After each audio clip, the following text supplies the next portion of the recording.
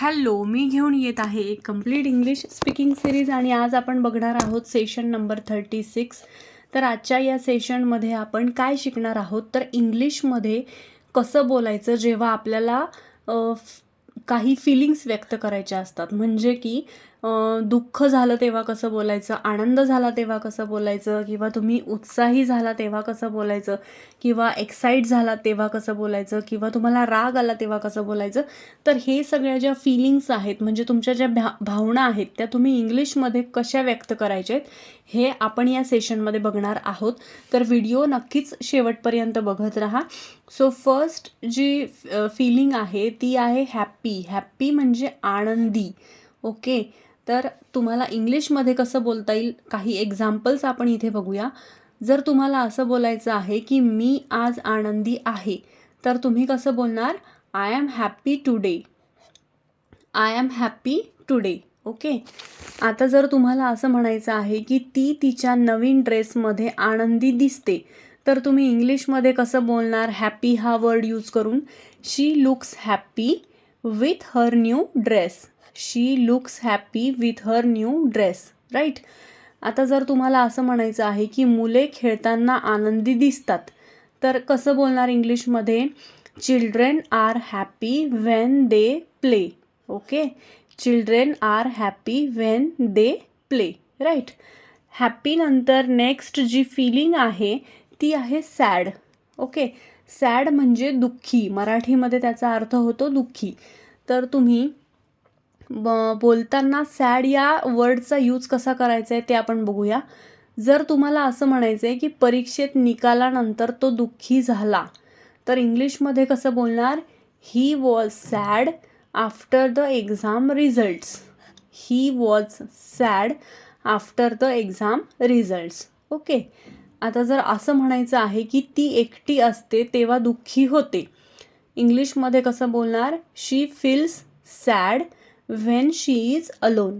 She feels sad when she is alone. Right. दुःखी होऊ नकोस, सगळं ठीक होईल. हे वाक्य तुम्ही इंग्लिशमध्ये कसं बोलणार, डोंट बी सॅड म्हणजे दुःखी होऊ नकोस, सगळं ठीक होईल म्हणजे काय, everything will be fine.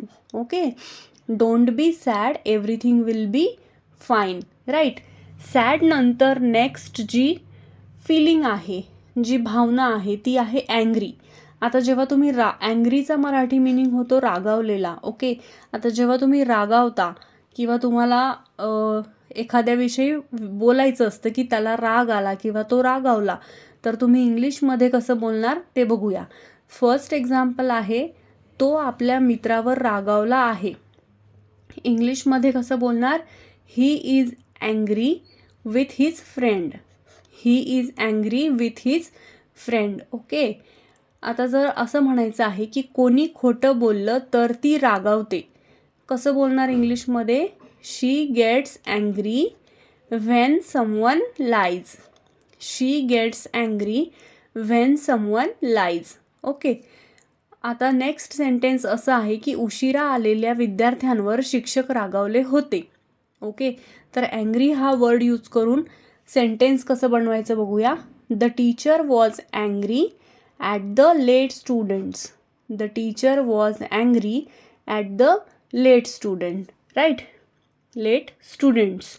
Okay, आता अँग्री नंतर नेक्स्ट आहे अफ्रेड. अफ्रेड म्हणजे घाबरलेला.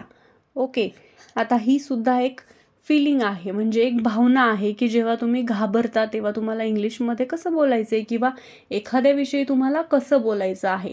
आता जर का असं म्हणायचं आहे की ते मूल अंधाराला घाबरतं तर तुम्ही इंग्लिशमध्ये कसं बोलणार किंवा कसं सांगणार, the child is afraid of the dark.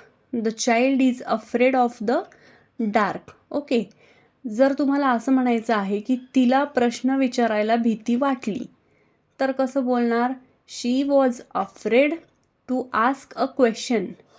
She was afraid to ask a question. Okay, next sentence असं आहे की घाबरू नकोस, मी तुझ्यासोबत आहे, कसं बोलणार, don't be afraid, I am with you. Don't be afraid, I am with you. Okay, अफ्रेडविषयी असे सेंटेन्सेस तुम्ही बनवू शकता. अफ्रेडच्या नंतर नेक्स्ट आहे एक्साइटेड. आता एक्साइटेडला मराठीमध्ये म्हणतात उत्साहित. ओके, आता त्याचे काही सेंटेन्सेस बघूया, त्याचे काही वाक्य बघूया की ज्याच्यामधून तुम्हाला कळेल की एक्साइटेड हा शब्द आपण इंग्लिश बोलताना कसा वापरायचा आहे. जर असं म्हणायचं आहे की मला माझ्या वाढदिवसाबद्दल उत्साह आहे, तर कसं बोलणार? I am excited about my birthday. I am excited about my birthday. Okay, आता जर असं म्हणायचं आहे की सहलीला जाण्यासाठी मुले उत्साहित आहेत, तर कसं बोलणार? The children are excited to go on a trip. The children are excited to go on a trip. Right. Next sentence बघूया. तिला तिची नवी नोकरी सुरू करायला उत्साह आहे. कसं बोलणार? She is excited to start her new job. She is excited to start her new job. Right. Excited नंतर नेक्स्ट आहे नर्व्हस. आता नर्व्हसचा मराठी मिनिंग काय होतो? घाबरलेला किंवा तणावग्रस्त. ओके, तर तुम्हाला बोलताना जर का असा शब्द वापरायचा आहे की घाबरलेला किंवा तणावग्रस्त, तर तो तुम्ही इंग्लिश बोलताना कसा वापरायचा आहे ते बघूया. सो सगळ्यात पहिलं वाक्य जर असं म्हणायचं आहे की मुलाखतीपूर्वी तो तणावग्रस्त झाला. कसं बोलणार? He felt nervous before the interview. He felt nervous before the interview. Okay. Next आहे भाषण देताना ती घाबरली होती. इंग्लिशमध्ये कसं बोलणार? She was nervous while giving a speech. Okay, she was nervous while giving a speech. Okay, आता जर का नेक्स्ट सेंटेन्स असं आहे की परीक्षा देताना विद्यार्थी घाबरतात, तर कसं बोलणार? नर्वस हा शब्द यूज करून. Students get nervous during exams. Students get nervous during exams. Right. Nervous नंतरचा नेक्स्ट वर्ड आहे सरप्राईज्ड. ओके, सरप्राईज्ड म्हणजे काय? त्याचा मराठी मिनिंग काय होतो? आश्चर्यचकित.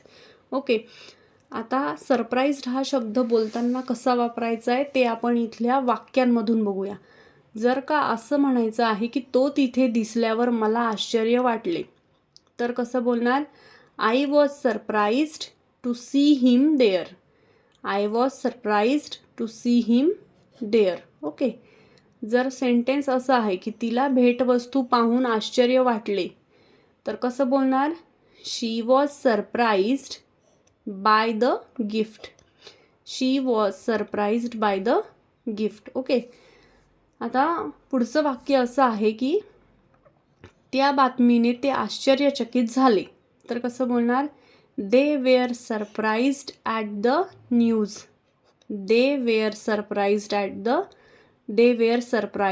At the news. ओके, सरप्राईज्डच्या नंतर नेक्स्ट जे वर्ड आहे फिलिंग्सबद्दलचा, तो आहे प्राऊड. आता जेव्हा तुम्हाला अभिमान वाटतो, जेव्हा तुम्हाला प्राऊड फील होतं, तेव्हा तुम्ही प्राऊड म्हणजे अभिमान वाटणारा. ठीक आहे, तर प्राऊड हा शब्द कसा यूज करायचा आहे ते बघूया. पालकांना त्यांच्या मुलांचा अभिमान आहे. कसं बोलणार? Parents are proud of their children. Parents are proud of their children. Okay, तिला तिच्या यशाचा अभिमान आहे. तिला तिच्या यशाचा अभिमान आहे. कसं बोलणार? She is proud of her success.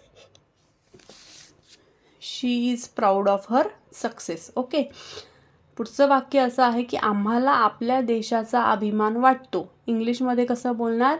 We feel proud of our country. We feel proud of our country. Right. प्राऊडच्या नंतरचा जो नेक्स्ट वर्ड आहे तो आहे लोनली. ठीक आहे, लोनलीचा मराठी अर्थ होतो एकटा किंवा एकाकी. ठीक आहे, आता जेव्हा तुम्हाला एकटं फील होतं, एकटं वाटतं, किंवा तुम्हाला हा शब्द तुम्हाला बोलताना वापरायचा असेल तर तो कसा ते बघूया. पहिलं वाक्य आहे मित्रांशिवाय तो एकाकी वाटतो किंवा मित्रांशिवाय तो एकटा वाटतो. तर कसं बोलणार? He feels lonely without his friends. He feels lonely without his friends. ठीक आहे. आता नेक्स्ट सेंटेन्स असं आहे की तो वृद्ध माणूस आपल्या घरी एकटा आहे. कसं बोलणार? The old man is lonely in his house. The old man is lonely in his house. Right. Next sentence आहे कधी कधी गर्दीत सुद्धा तिला एकटं वाटतं. कसं बोलणार? Sometimes she feels lonely in a crowd. Sometimes she feels lonely in a crowd. Okay. Lonely नंतरचा नेक्स्ट जो वर्ड आहे तो आहे कन्फ्यूज्ड. कन्फ्यूज्ड म्हणजे गोंधळलेला. कन्फ्यूज्डचा मराठी अर्थ होतो गोंधळलेला. ठीक आहे. आता जेव्हा तुम्हाला कन्फ्यूज्ड हा शब्द बोलायचा असेल तर तुम्ही कसा बोलायचा ते या वाक्यांमध्ये बघूया. मला या प्रश्नाबद्दल गोंधळ वाटतो. कसं बोलणार? I am confused about this question. I am confused about this question. Okay. Next sentence असं आहे की व्याख्यानानंतर ती गोंधळलेली दिसते. कसं बोलणार? She looks confused after the lecture. She looks confused after the lecture. Okay. पुढचं वाक्य असं आहे की गोंधळू नकोस, मी तुला ते समजावतो. कसं बोलणार? Don't B confused, I will explain it. Don't be confused, I will explain it. Okay. I hope की ह्या ज्या सगळ्या भावना आहेत म्हणजे जेव्हा तुम्ही गोंधळता, जेव्हा तुम्हाला एकटं वाटतं, जेव्हा तुम्हाला एखाद्याचा अभिमान वाटतो किंवा तुम्हाला राग येतो किंवा आनंद होतो, तर तेव्हा तुम्ही कुठले शब्द यूज करायचे हे आज आपण या व्हिडिओमध्ये बघितलेलं आहे. आय होप हा व्हिडिओ तुम्हाला नक्कीच आवडला असेल. सो व्हिडिओ आवडल्यास नक्की लाईक करा, शेअर करा आणि सबस्क्राईब करा. We will see our next session soon and thanks for watching.